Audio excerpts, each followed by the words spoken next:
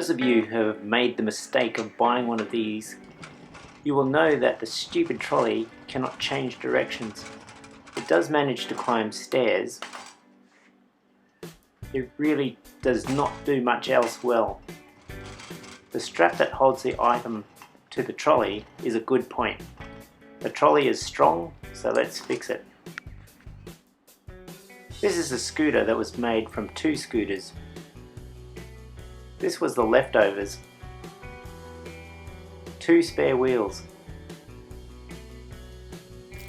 Let's get rid of these stupid wheels.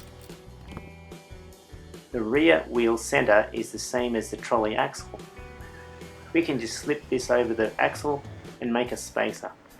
We need a tube of some sort to space the wheel away from the trolley frame. The front wheel has bearings. Tap the bearings out. I used this old steam mop handle to make spacers.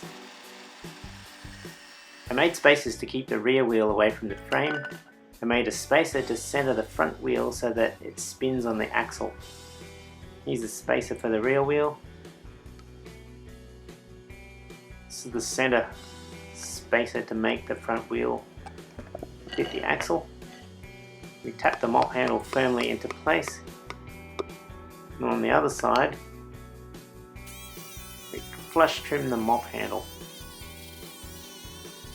We fill the space around the tube with some dental acrylic. Use a hot iron to open the central hole, which is lined with nylon. Front wheel spinning freely. The axle now needs to be moved higher to match the larger wheels. The welded axle is carefully cut off using thin trimming blades. We use a flappy disc grinder to prepare the ground surface. The paint is removed further up so that the axle can be placed higher. The new axle height is set. Get the grinder ready to trim the rough welds.